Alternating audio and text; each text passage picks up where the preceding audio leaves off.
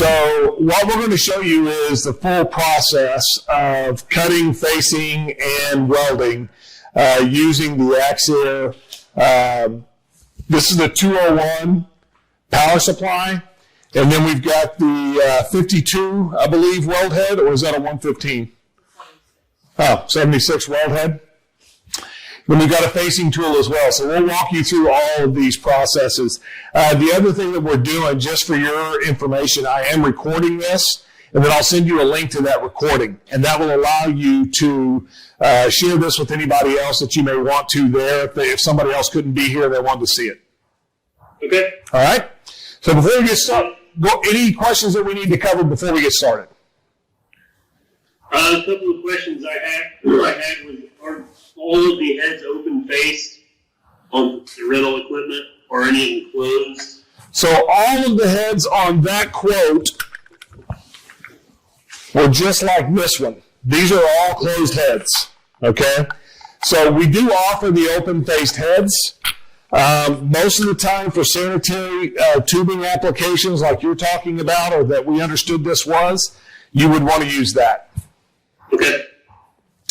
If down the road you wanted to look at an open-faced, open platform type head that can add wire, we offer all of that as well. But again, for sanitary tubing, food and dairy applications, things of that sort, you normally don't need that.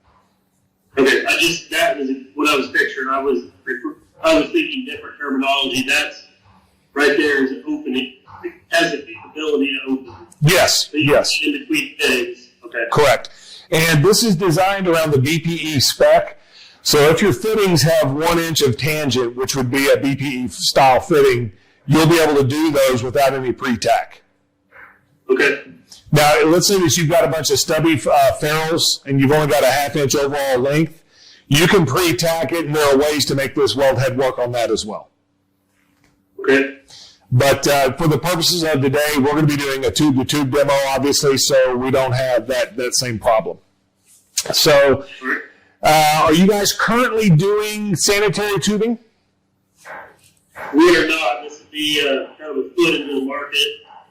We're taking our first food. It's not our first job there, but it's our first one. We're going to be installing food-grade tubing. Okay. So just a little bit on my background. I got started in this industry in 94-ish. I can't remember if it was 94 or 95. Working for Central States Industrial. So they were a triclover, Waukesha, pumps, valves, fitting, tubing distributor, and they also fabricated flow plates and things of that sort.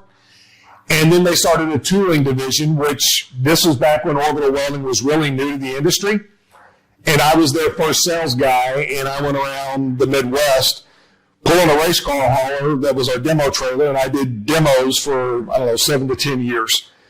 After about 7 to 10 years, I ended up buying a chunk of that company away and started ISI in 2002. And we've been doing this effectively since 1994 and 1995. So my background is actually in this. This is what we did originally. This is the first stuff that we did. Okay. So if you have questions about how does this work in the field, we can also help you with that. So we don't, hopefully we know the equipment. I would think that we would know that by now. But if you get into process stuff like how do I clean the tube, what's the best way to do this, that, or the other, we can help you with a lot of the non-welding, non-cutting stuff as well. We're working with a client in a semiconductor plant because like you, it's their first job doing orbital fusion welding. The running the equipment is the easy part. Sometimes the complications are what you do around that. But if you've been doing any sanitary tubing and you've been manually welding it, the same precautions would be there as far as cleanliness and things of that sort. So we'll get started over here with the AXXAIR pipe and tube saw. Now, this saw is a 171. It would now be called a 172. This is out of our rental fleet. This saw has a range of 5/8 OD through 6-inch pipe. And it can really cut anything up to, I would call this a Schedule 40 and down. In your smaller ODs, it can cut Schedule 80 as well, but it's really designed around the sanitary tubing and Schedule 10 markets. It's very simple to use. All of the jaws here are stainless steel, so you don't have to worry about any cross-contamination. And the way it works is whenever I put my tubing in the saw, the first thing I'm going to do is I'm going to set my blade depth. There's a blade on this motor right here, and I just want to make sure that whenever I penetrate through the tube that I have teeth that will penetrate all the way through on that blade. So all I'm going to do there is I'm going to set this in the cutting position by operating this lever right here, and it drops in a hole with the spring-loaded pin. Then I can adjust this up and down to get it to where I have a minimum of 3 teeth protruding through the ID. Then I lock down this thumb wheel. Once I have that, I know that my blade's going to penetrate to the ID. I'm good to go. Now then, there are different blades for different wall thicknesses. It's the same blade for all materials, but on different wall thicknesses, you'll actually use a different blade. This is what we call a 6872. It's a metric measurement, so 68 millimeter OD, 72 teeth. We have different tooth pitches according to the thickness of the material. So let's say that we were doing something that was even thinner. It was a 20 thousandths wall. We might go to a 68 by 128. Something that has a lot more teeth because we have a thinner wall, we want to be able to cut with more teeth. Or if we were on schedule 40, we might go to a 68-44 or maybe an 80 millimeter blade with 34 teeth. So a lot more aggressive on the tooth pitch. It's all based on the amount of wall thickness we're cutting through. Stainless steel blades and carbon steel blades are the same. Now we can cut schedule 40 and schedule 80 carbon with this, and we can use a carbide tipped blade on that. But again, most of our clients, when we look at who's buying this saw and what they're using it for, I would say 90% of them are buying it for sanitary tubing and schedule 10 pipe. So yeah, what I'm going to do now is I'm going to feed this tubing through. Now, I'm just going to cut off a very short piece, but just so you know, this is how we do all of our coupon preparation here for when we're doing welds like this for clients either in person or a live stream. So now what I'm going to do, I've got the saw plugged in. We have this nice swivel, and what that does is it keeps that cord from coiling up on itself. It allows it to spin without having any issue there. So I'm going to turn the motor on. There is a rheostat on this. I can turn it up and I can turn it down. For stainless, obviously, we're going to cut at some of the lower blade settings.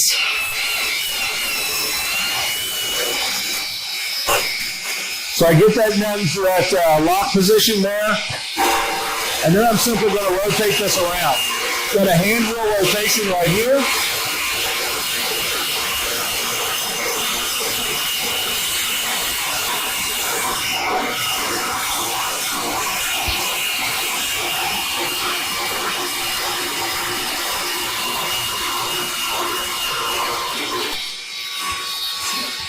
And that's all there is to make a cut. Once I get done with the cut, I release that cam or that lever, let that blade drop back out of position, then I turn it off. I don't want to turn it off while it's in contact with the tubing because it's still sitting there rubbing on the face. Now, let's see if I can show you the finish on that cut. I don't know if you can see that very well or not. But it is within about 5 to 10 thousandths of square. So if I wanted to go and weld this right away, I can. Most people don't do that. They'll still deburr it. But I have seen people take these right off the saw and weld them. Any questions on the cutting side? No, it's the practice of it's fairly similar to some other applications. Yeah. So what's the defacing tool or deburr is the only question I haven't seen. So this is the next step.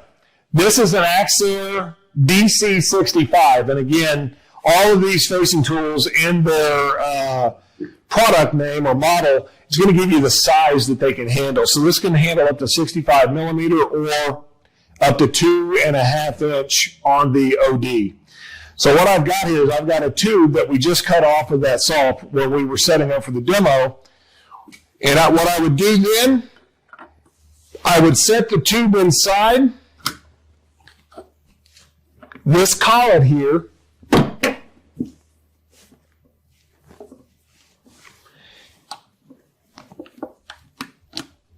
And I would then lock it in place.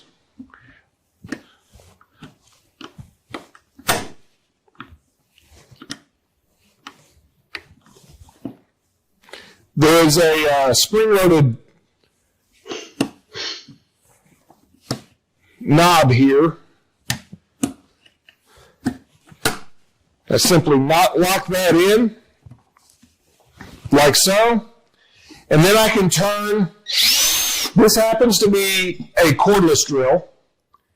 So this can be corded or cordless, depending on what you're doing. If this is in a workshop setting, I kind of like the corded version. That way nobody takes it to the field. If it's cordless, guys tend to borrow things out of the shop and then not bring them back. And typically, if it's corded, you can kind of control that a little better. This does use a Metabo motor. And all I simply do is I hold that down. I can adjust the speed. And I'm going to have that pretty low.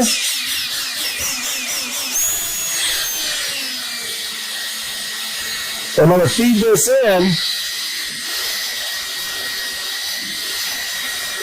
and the tool bit that's in here, once I see it pulling the chip all the way around, I know I'm good.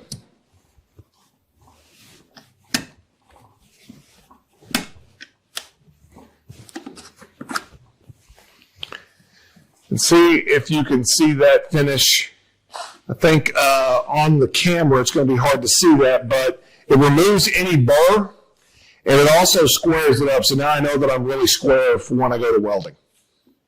Okay. So these foisting tools come in a variety of sizes. They can be all the way up to 8-inch OD, and I'm going to pull that chip out of there so that you can see what your chips need to look like. When we are welding, we want chips like this. I don't know if you can see that or not. Does each size handle any schedule of height then? So these are really designed to work on Sked 10 and sanitary tubing.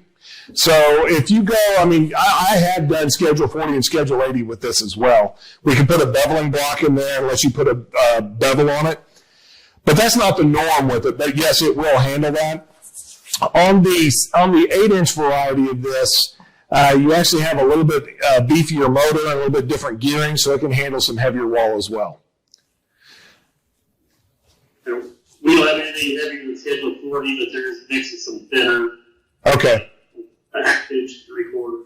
So I would assume, again, this is primarily used for facing.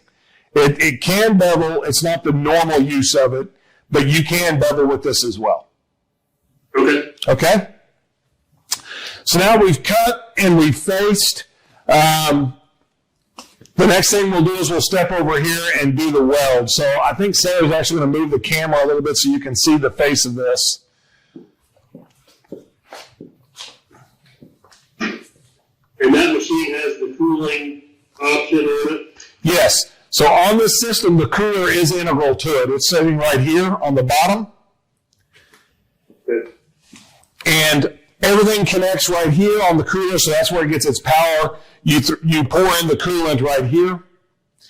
And the thing that I really like about the AXXAIR design is this right here. Such a simple feature, but it really saves your bacon in the field. So what they did is they know that guys are notorious for getting up on a rack or up in on a ladder, and they're stretching the weld head as far as they can stretch, and they just need a little bit longer, and they pull on those cables. Well, you're pulling on all these connections, and they're not really designed to be pulled on like that. So what AXXAIR did is they put a shorter stainless steel cable in the middle of it with a carbiner, and you hook that in right here. That way, when I'm pulling on that, and we know that we're not encouraging them to do it, but we know it's going to happen, Now they're pulling on this, and they're not pulling on all these connections. It's a simple adaptation, but it really reduces the amount of service in the field. And that kind of goes into what this system does as a whole. It is designed very, very well. It's the easiest system of all the systems we sell. This is the easiest for someone to pick up and get running out in the field. So all I'm going to do here is I'm going to go in and I'm going to, we can go through the menu here, and we can jog the head.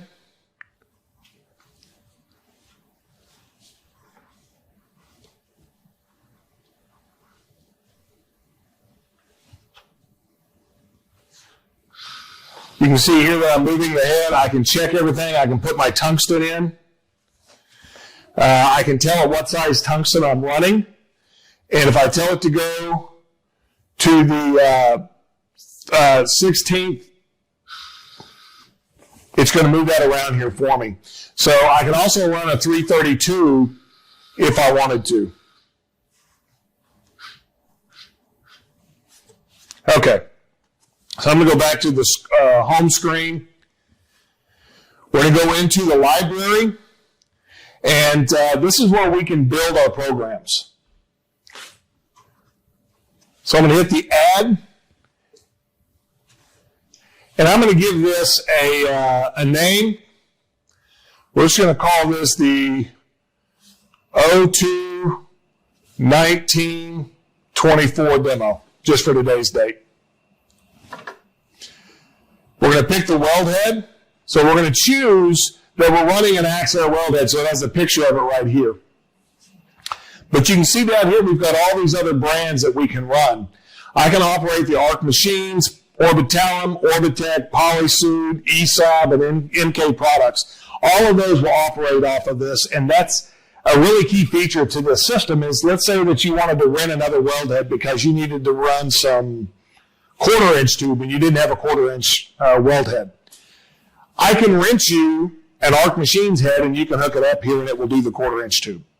So it gives you a lot of flexibility out of this platform. None of the other competitors that are out there in this market give you that functionality. They want you to run their stuff and their stuff only. Some of them will give you a little bit of flexibility, but none to the degree that this does. You can also see here that you can run a manual torch on here. Again, I don't have many people doing that.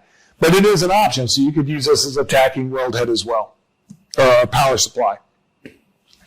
So I select the AXXAIR weld head picture, and then I choose the weld head that I'm using, and it's an SATF 76. 76 being the metric measurement of its maximum size, so that tells us it can handle up to a 3-inch tube. Now then, I'm going to tell it what OD I'm welding, and we are doing 1.5 inch. Then I'm going to tell it the thickness. We're doing 0.065. We're doing stainless steel, and now I'm going to tell it that we're doing a 316L. Now then, AXXAIR does not change the calculation or the algorithm when I tell it it's 316L. But when you see that I have stainless steel here, I could pick steel, Inconel, Hastelloy, titanium, duplex, super duplex, or Incaloy. I could pick any one of those, and it would change the algorithm used to calculate the numbers for this weld.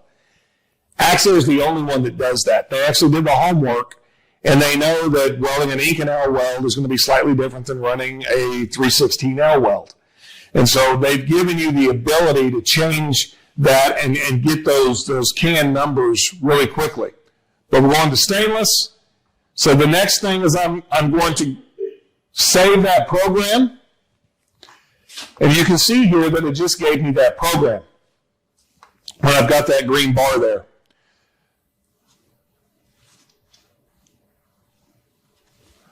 So I'm going to go into the weld screen now. And what it's telling me is that I want 42.4 CFH on my shielding gas. Okay? I can turn that gas on or off right here, and I'm just purging the inside, and it's telling me what my flow rate is.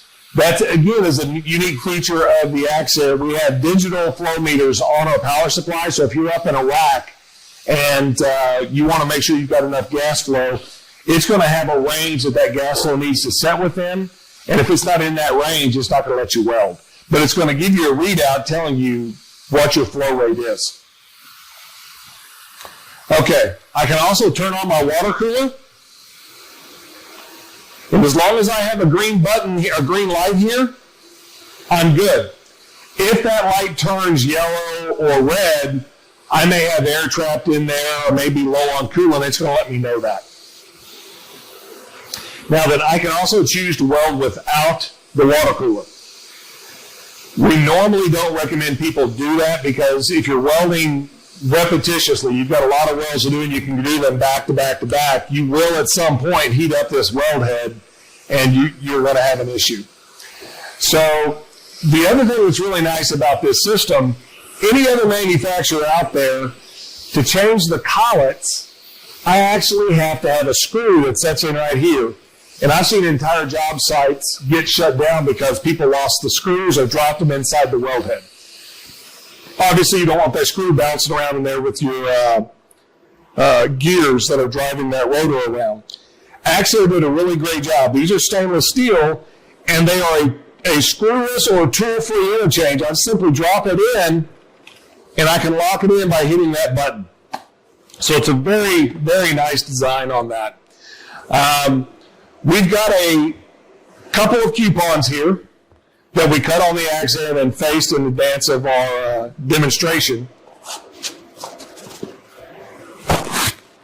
We're going to clean these off using alcohol. And then, again, the only reason we're doing that is we want to remove any residual finger oils from our hands, any dirt that's on this from the mill scale. And I'm going to align this tube. I'm going to turn that around so you can see it. I simply aligned that tube to the edge of the tungsten. So that's a visual thing. There are devices we can put in here to give us a standoff that would be a measurement or a no-go block. But in all honesty, most people just simply visually align it to the tungsten. And if I wanted to jog it around, I can do so, like so, and I can see that I'm actually aligned to that tungsten. Okay?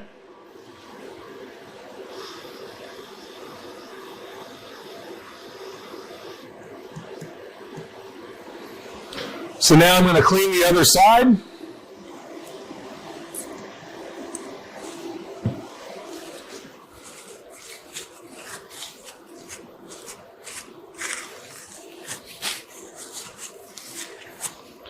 again, it will weld without doing all of this, but you're going to have the potential for some discoloration to your weld. Then I'm going to set that other one right up against it. The nice feature is I have this flip top. So I can actually take a look at my fit up while I'm welding. I don't know if you can see that or not. So I can see that I'm aligned on the tungsten and that I'm squarely, I don't have a gap there.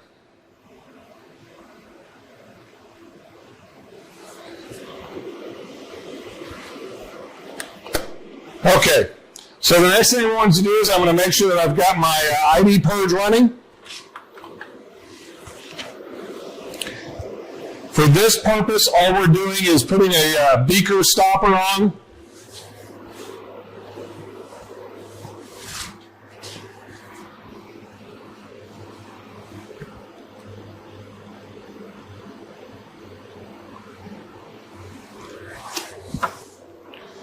And something this short, it doesn't take very long for us to purge that out. So now that I've got my gas, we've validated that we're getting the amount of gas flow that we would want here. So again, I can turn that on right there. We can validate that we're getting what we want. I can turn that off real easily. And then I'm going to hit the start button. And the system's going to start flashing here. It's going to let me know that it's purging.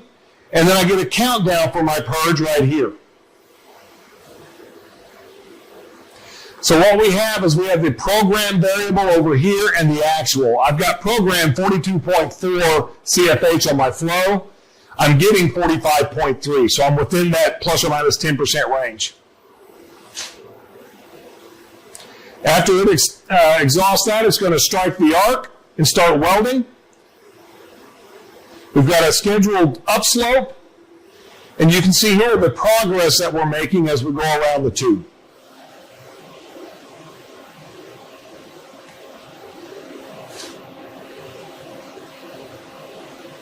So we are pulsing on this. Right now we are pulsing between 65 amps, and our background is going to be 20 amps. And it's changing per level. So as I go around this tube, you can look at it like we're dividing it into slices of pizza or pie. With each new slice, I'm going to drop that amperage on the primary or the high side pulse down just a little bit because I need less and less energy to do my weld. It's also giving me a weld timer up here, telling me how much time I have left in the weld.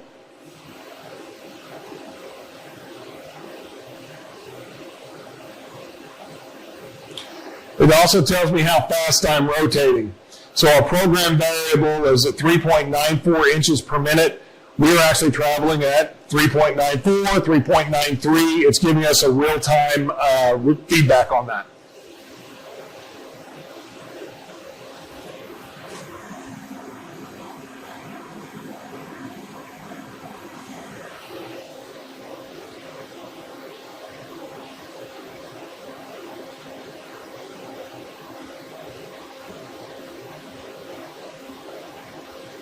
So now we're in our post-purge.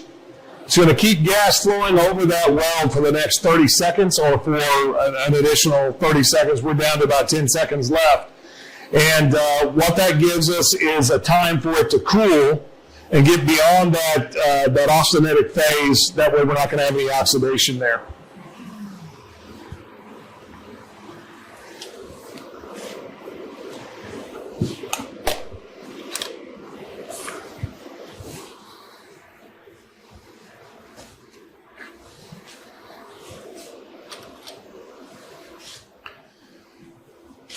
So let's see if you can see that weld.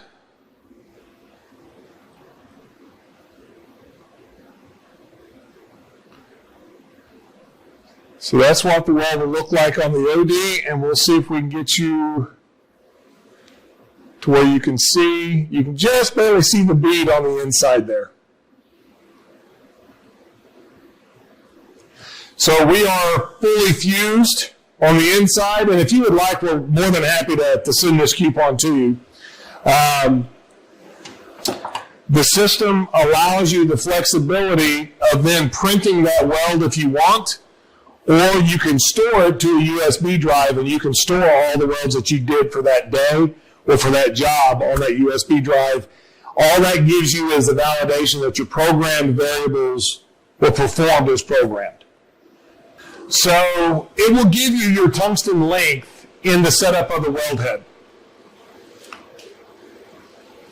So on this screen, I actually have the tungsten lengths that I need. If I will cut it to that length, which is 1.752, what I actually do is I use a feeler gauge. I will jog the head around.